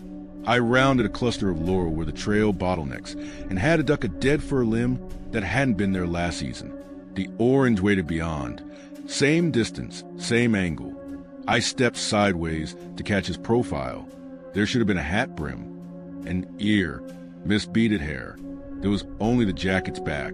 The collar stood on a seam that should have been a neck. If you've ever seen an escape room prop before the staff put the head on, you know the feeling. You understand engineering, and your stomach disagrees. I tried to outpace him, which is an embarrassing sentence to say about a static object, and found that no matter the shuffle or lunge, he was always arriving ahead of me, not teleporting, nothing dramatic, Just present where presence would be most useful to a person who stopped trusting their map. A hunter's courtesy, a cautionary angel, a blaze in human shape, doing a job I didn't ask it to do. Fine, I muttered, then lead. The fog answered by thickening in a visible surge.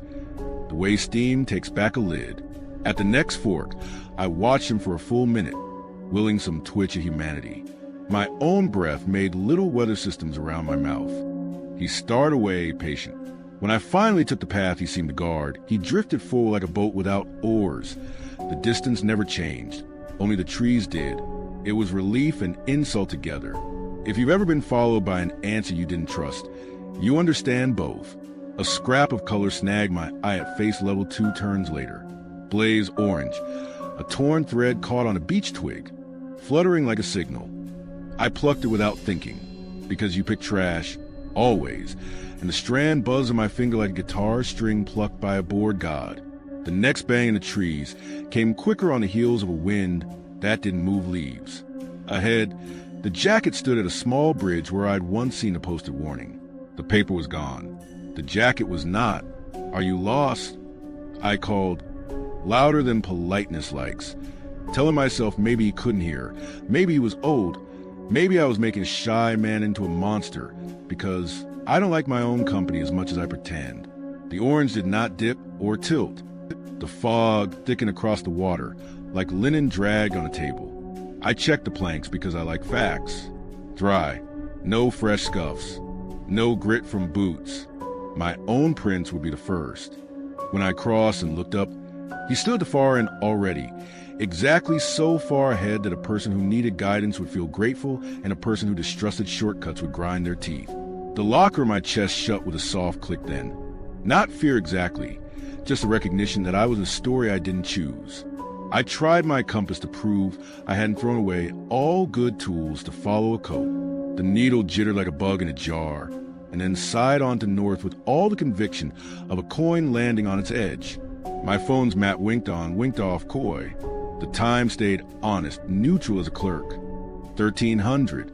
6 o'clock felt reasonable in the mouth, ridiculous in the bones.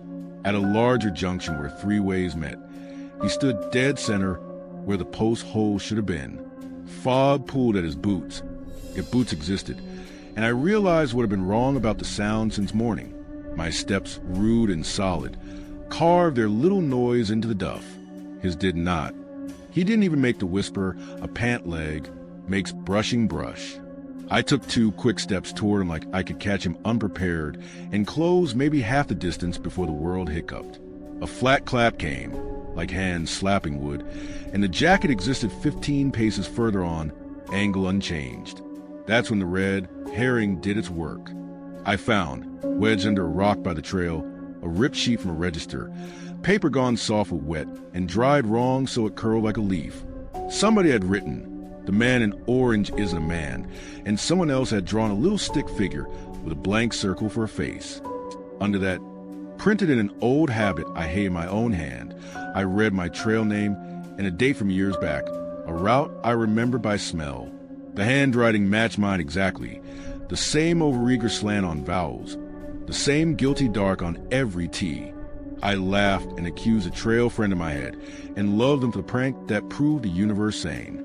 Except I had never met that friend on this ridge, not in that year, and nobody from that section knew that trail name. The laughter backed up my throat and turned into a cough that tasted like a wet penny. "Okay," I said to the fog, because directness makes me feel taller. "Okay, what do you want?" The jacket tilted a millimeter as if to show me the way, then returned to perfect. My watch said 2:17. The ridge said nothing at all. I said the thing that makes you feel like a child at the supermarket. "I'm not following you. You can't make me." When you issue a line like that to no one, you have already chosen to prove yourself wrong. I tried the left-hand fork. The fog became a hallway, and the jacket waited at the far end, orange a patient ember. I tried the right. Same. The center.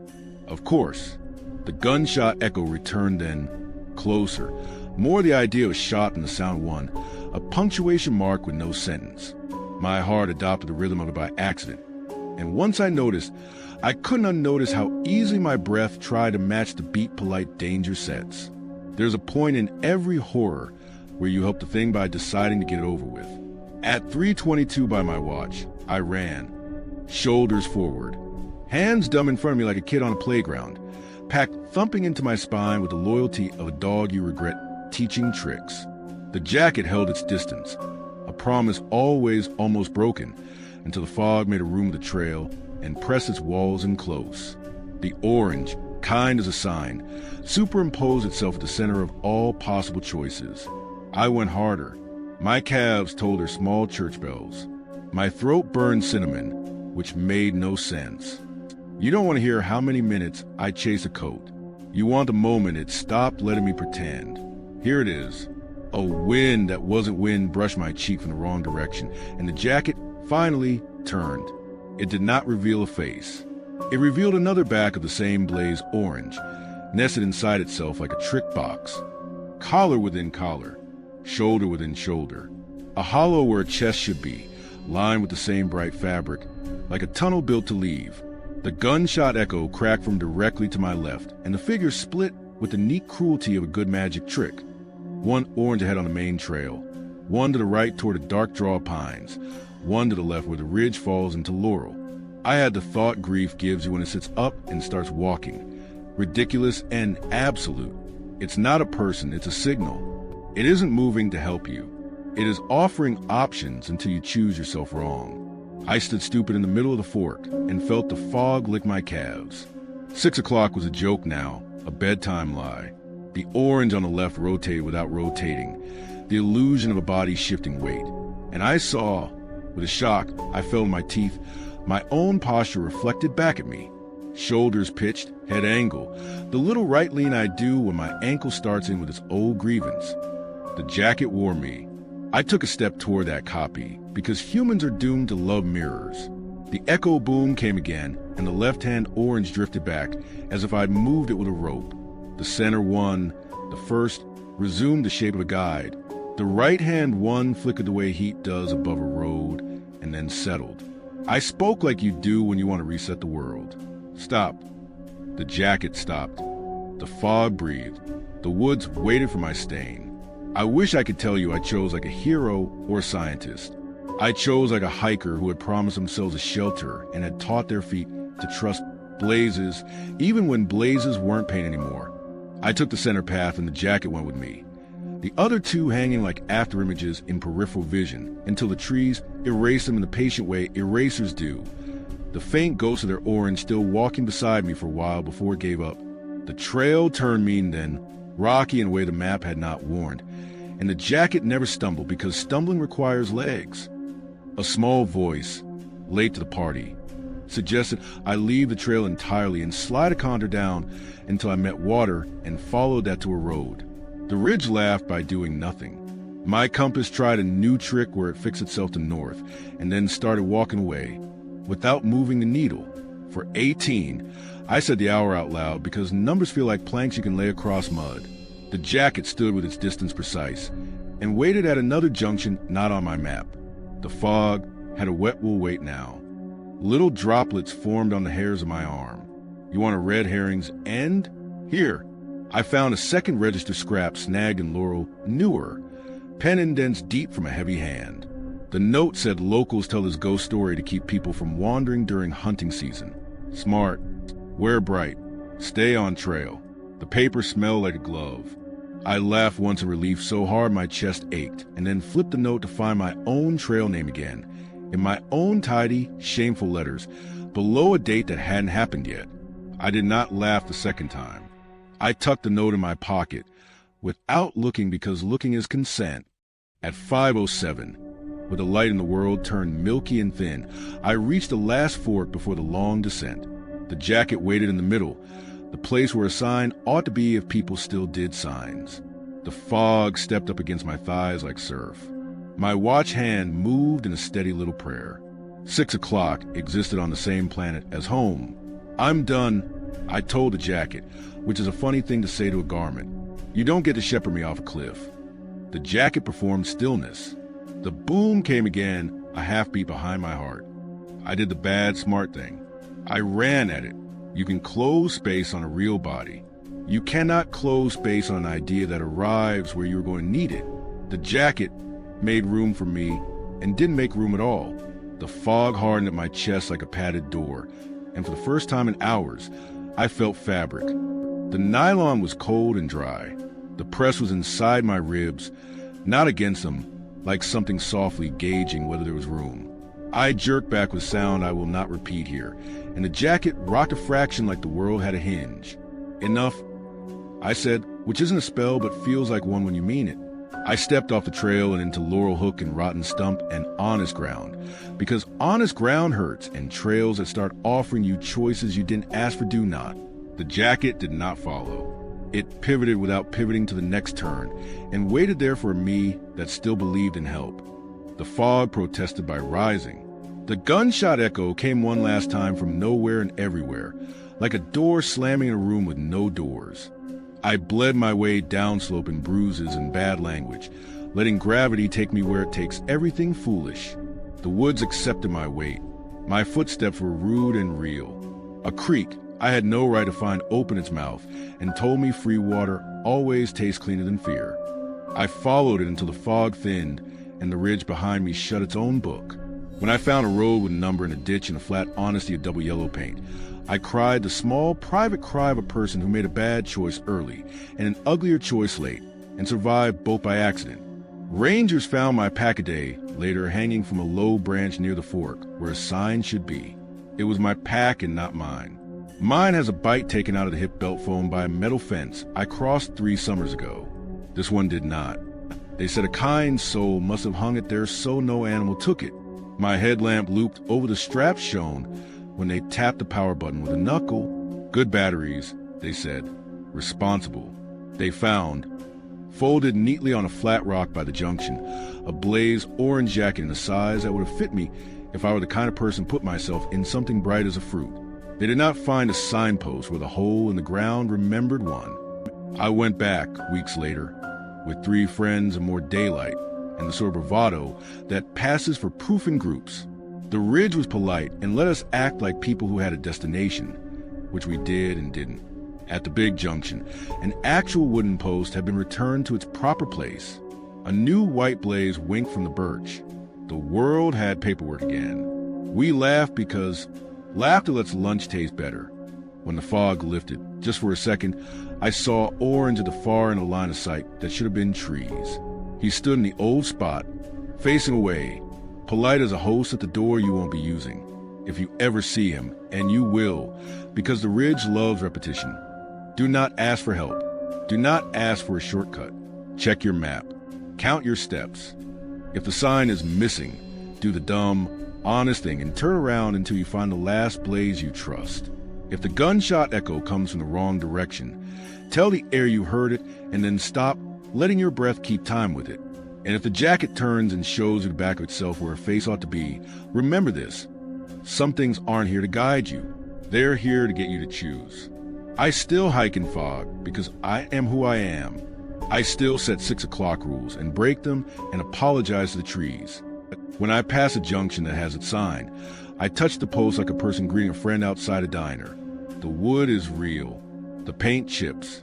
It points the way without needing to look like me.